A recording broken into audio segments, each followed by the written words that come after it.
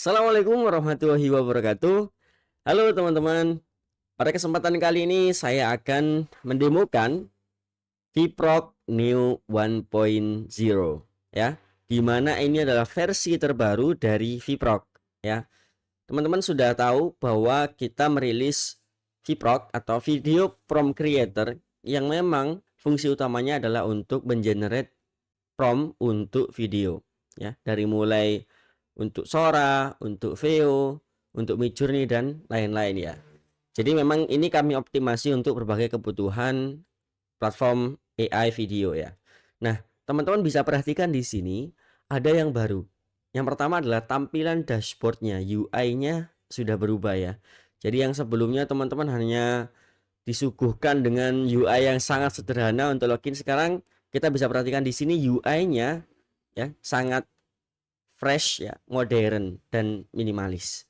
Nah, tentu nanti akan ada juga akses untuk admin panel ya, yang bisa merebrand langsung dari website ya. Jadi teman-teman nggak perlu ngotak-ngatik kodenya, cukup dalam satu dashboard saja. Oke, kita langsung masuk aja. Ini untuk akses end user ya teman-teman.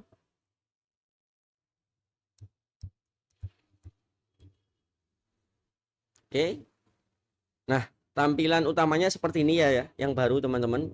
Kalau yang lama kan tampilannya semuanya dalam satu display gitu ya. Nah, kalau ini teman-teman bisa perhatikan ada sidebar di sebelah kiri. Oke, yang pertama kita akan masuk ke aset. Ya, di aset ini ada apa aja sih gitu. Seperti yang kita tahu bahwa kalau kita mau mengenerate sebuah prompt dan kita menginginkan bahwa objek atau subjek yang ada di dalamnya itu konsisten kan begitu. Meskipun ada beberapa tools yang belum bisa untuk benar-benar konsisten. Salah satunya VO3. Di mana VO3 saat ini ya, setidaknya per tanggal ini 30 Juni dia belum bisa untuk reference image ya, atau ya kita face swap gitu ya, di videonya belum bisa. Sehingga kita mengandalkan prompt ya kan. Nah, di sini teman-teman bisa masukkan ya, dari misalnya contoh ya, saya kasih nama Budi ya.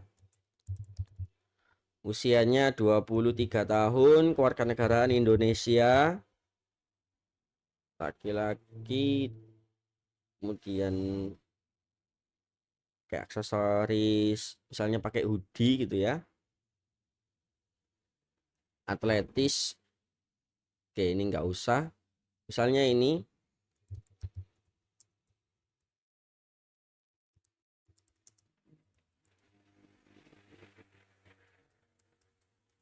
Nah, teman-teman bisa masukkan tuh karakteristik ya, atau detail tambahan yang mana ini nanti akan di-generate di tools AI-nya, sehingga nanti harapannya ya konsistennya itu di pakaian atau di karakteristik dari si tokoh atau subjeknya tadi. Jadi kita masukkan warna rambut, aksesori, bentuk badan, dan info lain. Ini tujuannya adalah supaya hasilnya itu lebih konsisten teman-teman ya. Dan ini bisa teman-teman simpan ya, di sini simpan, dan dia akan masuk di sini.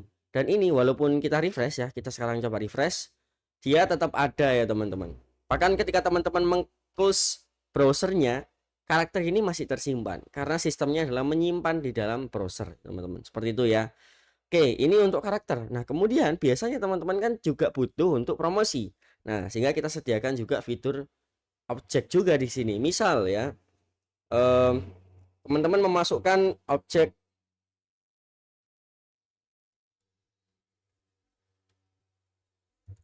laptop gitu ya misalnya.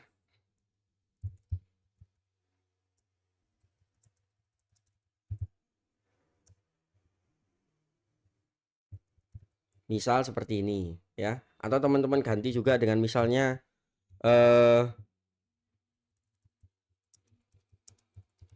misal sebotol susu kurma.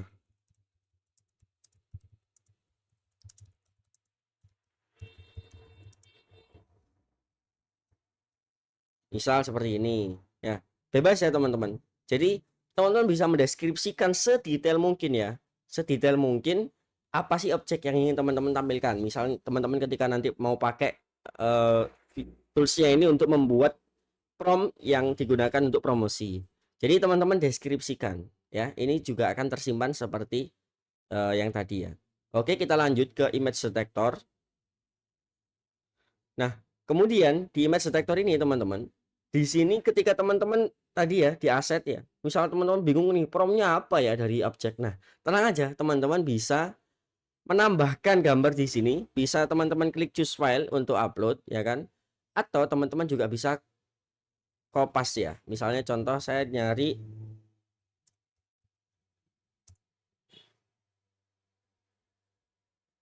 misal ini ya, gambar ini saya copy saja, copy image, terus saya pastekan di sini, Ctrl V. Nah, dia langsung masuk ya. Kemudian kita analisis dan sudah muncul di sini teman-teman ya, promnya. Nah, ini teman-teman bisa langsung simpan aja sebagai objek ya. Nah, klik OK, maka nanti dia akan ada di bagian aset ya. Di sini teman-teman sudah ada susu kurma yang tadi kita tambahkan. Nah, ini teman-teman juga bisa edit langsung di sini. Nah, tuh. Langsung bisa edit datanya. Oke. Dan juga teman-teman bisa masukkan gambar subjeknya ya, nggak hanya objek atau gambar produknya, tapi juga bisa masukkan gambar teman-teman juga gitu. Misalnya punya fotonya teman-teman, masukkan aja di sini kayak gitu ya. Jadi ini fitur dari image detector. Kemudian di subset mode ya, ini istilahnya kalau teman-teman bener-bener malas mikir ya, tinggal masukkan aja idenya di sini, nanti dia akan mengenerate gitu. Misal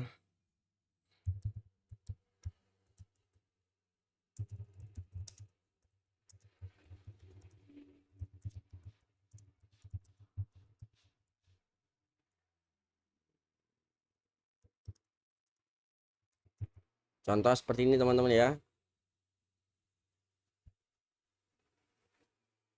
Nah, nanti dia ada scene 1, ada scene 2. Nah, ini tinggal teman-teman kopas aja gitu ya. Di sini sudah dilengkapi dengan dialognya juga.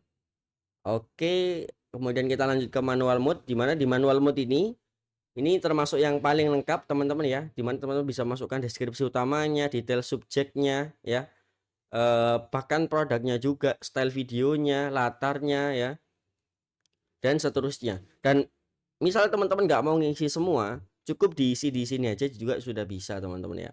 Misal ini kita kopas, kita masukkan juga di sini. Nah, kita masukkan ini tadi ya, objeknya, style videonya. Misal kita mau style video yang 3D ya, misalnya pergerakan kameranya statis ya. Dialognya kita pilih yang monolog, dan kita bisa menambahkan di sini untuk dialognya seperti apa gitu ya teman-teman ya. Jadi kita muat dulu karakternya, tapi di sini harus kita muat, baru di sini bisa kita tambahkan dialognya teman-teman. Nah, oke, kita bisa tambahkan apa sih yang mau disampaikan atau diceritakan oleh si karakter yang sudah ada di sini tadi gitu ya. Tinggal teman-teman isikan gitu. Dia ngomong apa gitu ya. Kemudian kita hasilkan prompt di sini.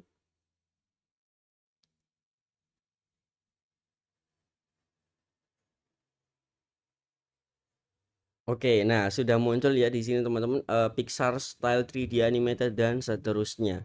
Nah, ini tinggal teman-teman kopas saja. Juga di sini ada saran scene selanjutnya, dan teman-teman juga bisa request adegan lanjutan di sini. Misal saya nggak pingin yang ada di sini gitu, teman-teman ingin ganti dengan adegan lain, tinggal masukkan di sini, nanti dia akan muncul hasilnya di bawah ini ya teman-teman.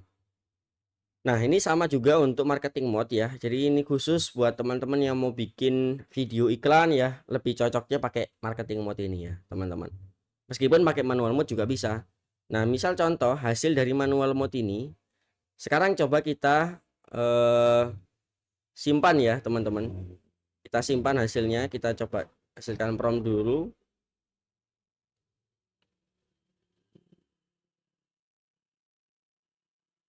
Oke, kita simpan prompt.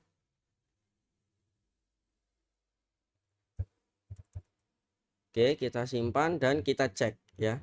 Di bank prompt sudah ada tadi yang kita simpan. Kita refresh misalnya, kemudian kita bisa meload ya ini ke dalam sini. Nah, dia sudah muncul semua data tadi dia panggil di sini. Jadi teman-teman bisa menyimpan prompt dan menggunakannya kapanpun ya. Dan kemudian fitur yang terakhir adalah di sini teman-teman bisa menggunakan API-nya teman-teman sendiri ya dari Gemini. Misal ketika menggunakan API bawaan ternyata kena limit ya. Ya, teman-teman bisa masukkan API key-nya di sini dengan klik Google AI Studio di sini aja ya. Kemudian nanti ikuti langkah-langkahnya di sini ya. Setelah teman-teman login ke Google AI Studio pakai akun Google, kemudian klik Create APK. Nah, nanti tinggal teman-teman salin aja APK-nya yang muncul di situ ke dalam sini dan simpan APK. Maka di sini otomatis sistem akan menggunakan APK punya teman-teman. Oke, seperti itu aja sih tampilan terbaru dari Kiprok Neo ya. Meskipun nanti dalam waktu dekat juga akan ada pembaruan ya. Tapi yang jelas sekarang dengan adanya tampilan ini dan dashboard yang baru, teman-teman akan lebih mudah terutama dalam memodifikasi UI, memodifikasi merek ya, rebrandnya, mengganti namanya dan seterusnya. Seperti itu teman-teman ya. Ini untuk versi dark dan ini versi lightnya. Oke, terima kasih teman-teman. Kita tunggu teman-teman untuk bergabung di Kiprok ya. Sampai jumpa di member area. Assalamualaikum warahmatullahi wabarakatuh.